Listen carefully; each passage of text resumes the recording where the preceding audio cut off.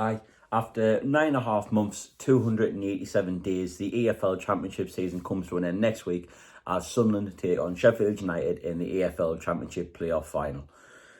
It's been a grueling 9.5 months for some teams, but for both Sunderland and Sheffield United, it's been quite decent. Obviously, Sheffield United finishing third overall, Sunderland finishing fourth. Struggling how to call this really. It seems like to me a lot of Sunderland from the Sunderland side of it, a lot of people are writing Sunderland off. I mean, after the semi-final against Coventry on TalkSport, Simon Jordan turned around and said if Sheffield United turn up, then Sunderland won't really stand a chance, to be honest. Which is a bit harsh, but it's been like that all season with Sunderland. I mean, look, it's when we're competing for the top two with us, Leeds, Sheffield United and Burnley. We were never in the conversation to go up, even when we were top of the league. Everyone thought we would fall off. By rights, they were right then. Then obviously the Championship semi-final against Coventry, because of our form going in, everyone thought Coventry would just turn up and beat us, but we saw that through and we got through. And it was funny, I was off work on the Wednesday, and when I went back to work on Thursday, he goes to one lad, said we've got one more game left, and his first words come out of his mouth was, "You're not getting past Sheffield United." And I get it to the point of view, they are favourites going into the game, because they did finish higher in the league and they have more an experienced team. But when you look at it, they haven't really. The two league games against us, I'll get on to it later. I thought Sunderland warranted not losing them two games, and obviously we won one. But the away game, I don't think we deserved to lose it. And I thought we were very unfortunate to get beaten that game. So it's one game shootout. You never know what's going to happen. And as long as people keep writing us off, I'm fine with that. I don't mind going in as the underdogs because the expectation gets lowered. And then obviously, if the result goes our way, we get rubbed in a lot of people's faces that we've got the job done again. The Wembley record between the two teams is quite contrasting, really. Sheffield United have never won at Wembley since 1925, so this is the 100th year anniversary, omens and all that shit. I googled it, so if I'm wrong with this, correct us, but Google says Sheffield United have played 4 playoff finals and won none of them, and they've actually scored in none of them. So that's another omen that needs change. That would probably need change from a Sheffield United point of view. Sunderland's record, we've won the last 2 appearances at Wembley. The 2-0 win over Wickham in the League One playoff final, and the 1-0 Checker Trade Trophy final win over Tranmere, thanks to a Lyndon Gooch goal. Obviously, we've had previous playoff final losses in my lifetime, specifically the Charlton 2-1 in League One when Bauer scored in the last minute of the game. The 4-4 when we lost on penalties when Mickey Gray missed his penalty, thanks to a Clive Mendonca hat-trick as well. Other losses that come to mind for me at Wembley are the 92 FA Cup final defeat to Liverpool and the Checker Trade Trophy final defeat to Portsmouth on penalties when McGeady scored a goal in the 120th minute. And from a Sunderland perspective, that's probably the closest thing I've experienced other than the Ballard goal, where I just have like out-of-body experience and the body just shakes. As I get on to the previous means between the team, obviously we lost 1-0 at Bramall Lane in the league. Thanks for Tom Davis' goal. But the team was, they look at the team, Patterson in goal. Hume, Meffam got sent off that day. Ballard played with 9 at left back, so we had no fit left back. The midfield picked itself. It was Neil, Job and Regis, the 3. Roberts was on the right. And Tommy Watson, I think he was only starting his fourth full game. So he was very raw, but I think that was his breakout performance against Sheffield United. And obviously Itchy Daub front, obviously that day Patrick Roberts missed a penalty. Michael Cooper's made 2 or 3 really, really good saves. I think Patterson's made 1 or 2 good saves. It was a good game to watch. And we just switched off with about 5 minutes to go and Ray just breezed through the dice. I think he brought on Al-Sheesh that day. He brought Mayenda on when Mayenda wasn't at his levels that he is now. I think he brought Rooson on that day as well. And so you look at the squad that we had available then. Obviously, I think we played 80 minutes with the same team after Mepham got sent off. So then you could see it from a point of view right where Sheffield United had the more experience to get them over the line. At the Stadium of Light, however, we won 2-1. As everybody knows, Mayenda and Isidore getting the goals. That came after a couple of defeat. I think we got beat. Yeah, we did. We got beat off Stoke on the Boxing Day. although I know it was the 27th. We got beat up Stoke on the Saturday, then played Sheffield United on New Year's Day. And everyone thought it was going to get turned over, but we just went 4-4-2 that day. You had Patterson, obviously a more settled team, if you look at it from positions-wise. We had Hume, O'Nien, Metten and Elise at the back. Job, Roberts, Alshish in midfield. Obviously, Alshish was playing wide left because that was after Watson got his injury, on top of Remain Mundles, and obviously Mike Nunes got the 2 goals when they played up front. So, and we were really good that day. It was 2-1, but I think we could have been 2 or 3. Could have been more comfortable, 3 or 4. Excuse me, just a thing going off behind us there. But yeah, I understand people are saying Sheffield United are the favourites, but totally right, son enough. I think it's massively disrespectful from where we are and what team we have.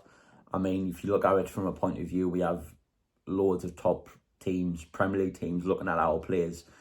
What better way to go out there and show how good they are on the biggest stage that there is, Wembley, the most expensive game in football. Just go and show them how good they are. And yes, Sheffield United will cause us trouble. I cannot see us setting up the same way as we did against Coventry, because Sheffield United have more players that could actually do something with the ball and could be more dangerous on the ball. I'll go through how I think they'll set up in a minute, but I cannot see us setting up just sitting in a low block, letting Sheffield United have 90% of the possession, have all the possession, because I think Sheffield United will damage us more than what Coventry did. How I personally think Sheffield United will line up, and this is me trying to outthink Chris Wilder, they have played 4-4-2 in the previous 2 playoff games, but I think they'll go 4-2-3-1. Obviously be Cooper in goal. They have got Wembley experience in their team of winning. I think they'll play Hamza Chowdhury at right back, because that's what he's played the last 2 games. He obviously won the FA Cup with Leicester. Ahmed Mohodzic, who got promoted last time with Sheffield United, as did Jack Robinson, who I'm surprised has only got 1 promotion under Sheffield United. I was adamant he got them through the leagues, but he didn't. Harrison Burrows, he won the FL Trophy with Peterborough at Wembley. Then you look at midfield, it'll be Peck and Vinny Souza in midfield. I think you probably go with the experience of Ryan Brewster, but you could play Andre Brooks, you could play Rax Sahiki right wing, you could even play Tom Cannon right wing if you really wanted to. And you play Callum O'Hare and Gustavo Hamer, the former Coventry duo, in behind. I think you'll play Tyrese Campbell because he's the top goal scorer this year. But I won't be surprised to see Keith Moore up front. I mean, they have the depth there. I mean, just ringing them players off. It's a very, very good team. But then you've got the other players to come in. You've got like Ben Barrett and Diaz. He's got a virus. He missed out in the playoffs, semi-finals. Will he be fit for the final? Who knows? Obviously, Tom Cannon, who's some a heavy link with in January. I know he's only scored once since he's gone to Sheffield United, but he's still a decent player at this level. And obviously, he's speaking of the likes of Andre Brooks, Keith Moore. They've got Gilchrist, who they've got on loan from Chelsea. They have experience from Rob Holding at centre-back if they have a last-minute injury. So they have the depth there. They have the people there. Tom Davis, for example, as well, who go in midfield. So it will be a tough game for Sunderland. I'm not going to deny it isn't a tough game. I'm not saying, obviously, we're favourites going into the game and we're going to win the game. I fancy us to beat Sheffield United, but obviously it's going to be a toughie. Sunderland, in my opinion, I think we'll go back to 4-2-3-1. You'll not play a 4-4-2. I think it'll be Patterson in goal. It'll be the same back four, be Hume right back, second left back. O'Nien next to the hero of the semi-final, Dan Ballard centre back. And if Ballard plays exactly the same way he did against Coventry, then one for a good one. Be Neil and Job in them your two sitting roles. Obviously, Job's been touted out to some of the top teams in the world. It's a chance for him to go out there and show who he is and what he's about. Dan Neil's been linked to teams like Everton and Liverpool, so it's a chance for him to go out and show what he's about. How can you put? I think you put up. There's a picture going about where he's in the 2013 the League Cup final with Sam Greenwood. He's gonna be up for the game. There's many stories to write themselves. If he's fit, I know a lot of people are saying play Chris Rigg. If he's fit, I think he plays Patrick Roberts, just for the fact that to give Hume a bit more cover on that left-hand side of that dangerous duo of Burrows and Hamer. Because if I'm not saying Chris Rigg doesn't do the defensive side of it, but Patrick Roberts is better at it. So I think if Roberts is fit, he plays Roberts. It'll be Lafay in the middle. And look, I don't think I've ever seen Lafay play in the middle other than Bristol City away. But that went out the window 7 minutes into the game when Hume got sent off. So I think it'd be Lafay in the middle, and I think Mundle has to start after his cameo in the semi-final. He changed the game in extra time. And I think he'd be fit for the final. I think he starts. And it'll be the man who hates Sam Fender up front, Eliza Mayenda. I think he gets in there over Isidore just for the fact what he offers you off the ball. I think Isidore, obviously, he's son on top scorer this season. He'd be needed towards the end of the game, I think. But to start as he'll start Mayenda, I think he's earned that right to be the number 9. So I think that's how Sunderland will line up. And look, as I said, they're just naming that team off. We have good players. Sheffield United have good players. It'll be a good spectacle to watch as neutral. As a fan of either team, I don't think it'll be one of them games. I mean, that was nearly sick on Tuesday night. So if this is anything like it, then sorry for the people in front of us. There's a question going about, and it's been asked since the start of the season: are Sunderland ready to go up? If the result goes our way, are Sunderland ready to go up? And you don't know until we actually get there. But there's a thing with promotions with Sunderland. We always fail either the year previously. Then when we go up the year after, we're more ready. We always pick our right moments to go up. I mean, you look at the 98-99 promotion season when we finished 105 points. Yes, we lost in the playoff semi-final the year before. But if we go up that year, I don't think we see Sorensen brought in. I don't think we'll see Paul Butler brought in. Which you look at it, the season after that, and the season when we got promoted away in the Premier League, and obviously the season after that, and the season after that, and the season after that. Thomas Sorensen was our number 1 for all them, and Paul Butler played a very, very important part of the team that got promoted with 105 points, and the team that finished 7th the season after alongside Steve Bold. So does that happen if we go up? Obviously, no, it's different, but the 2004-2005 and won the league. We had a lot of championship journeymen in the semi-final previously when we lost to Crystal Palace. You like see your Phil Babbs, your Tommy Smiths, your Jason McAteers. We got rid of all them because we couldn't afford to keep them, and we replaced it with youth. And when we got promoted, the players that we brought in, a couple of players we brought in that season as well, had the cornerstone of the team that we had under Roy Keane. When we got promoted, look, your Danny Collins, your Dean Whiteheads, your Darryl Murphys, your Stephen Elliott's.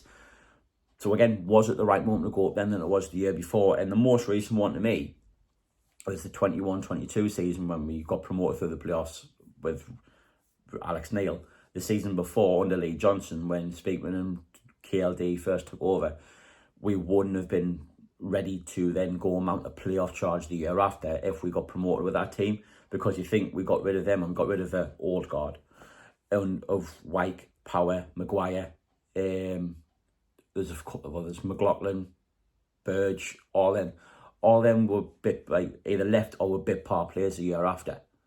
So if we got promoted with that team the year before, I think we would have come straight back down. We wouldn't have been able to mount a playoff charge. Would we have gone for the same players that we did? I don't think so. Because I would have looked to keep the likes of them players more. We wouldn't have just chucked the book in and signed them, right? Would we have signed Dennis Certain in the Championship? I don't think so. Would Ross Stewart have had the impact that he would have had in the Championship the year before without that season in League One? I don't think so. Would you have signed Nathan Broadhead? I don't think so. So we picked out, so it was the perfect moment to go up then, because either these players were available or these players were more likely to come to us were better at for us in League One. Like Dan Neil would had his moment in the Championship if we didn't get promoted out of League One when we did. Probably not. So the 22-23 season when we lost to Luton, we clearly weren't ready. I don't think we were ready to go up that year. Yes, we had players like Jack Clark and Ahmad have come back and all this. It's ifs, and people are going to say, it's ifs and buts, it is. But what I'm trying to say is we've had failed attempts the year previously, but then we picked the right moment to go up because we've looked better afterwards.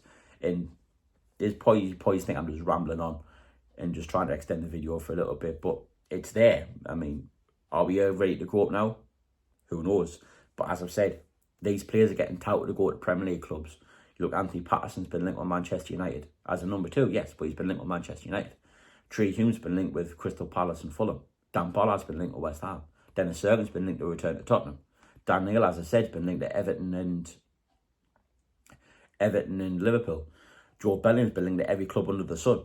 So has Chris Rigg. Then you've got Romain Mundle's been touted to go to where they've been linked with West Ham. So has Eliza Mayenda. Isidore has got Champions League experience under him. Enzo Lefebvre has come from Roma, who's got Champions League experience under him. So to see even if Sunderland go up, we're not ready. You can't really discount the thing that's coming in around it. I think it'll be, if you're asking a neutral, and I mean this in the utmost respect to Sheffield United. If you ask a neutral, who would you rather go up, Sheffield United or Sunderland? I think in my mind they'll say Sunderland, because I think it's a more exciting prospect, Sunderland getting promoted, than Sheffield United getting promoted. Because I think, yes, as well, Sheffield United have good players, they have a Championship God squad. So I think if they go up, they're gonna. I think they're more likely to come straight back down. The same as Burnley. I said this previously to anyone. I think I might have said in a previous video. Go and find it if you can. That out of all 4 teams that when we're fighting for the top 2, the 2 that you want to be promoted would be Leeds and Sunderland, because it's a more exciting prospect. Our players have more of a higher ceiling than Sheffield United, in my opinion, for the potential. And yes, they've got experience playing the Premier League, Sheffield United, but they've got experience of getting relegated. They haven't got achieved. They've got experience getting relegated. They've got experience getting beat 8-0 off Newcastle. They've got experience getting beat 5-0 off Manchester United, 5-0 off Everton and all that. So I think if you're asking a neutral and they're watching the game next Saturday, I think I think a lot of people will be cheering on Sunderland. And look, Sheffield United supporters will watch this and they'll go, he's a dickhead. And granted, if you want to think I'm a dickhead, that's fine. But that's my opinion as well. I think there's more exciting prospects, Sunderland getting promoted than Sheffield United. But the players need to go out there and show that's a more exciting prospect, and they need to go out there and do the job next Saturday. So all I say, every fan going down, whether you're a Sheffield United fan or Sunderland fan, enjoy it. Just enjoy the experience, enjoy the game. From a Sunderland perspective, I hope the result goes in our favour.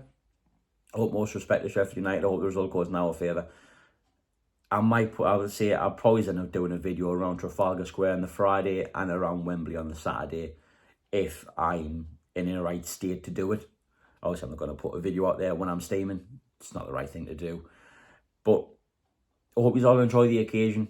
I hope you all enjoy the game. And I hope Sunderland fans are travelling back either Saturday or Sunday or even Monday in jubilation that Sunderland are finally back in the Premier League.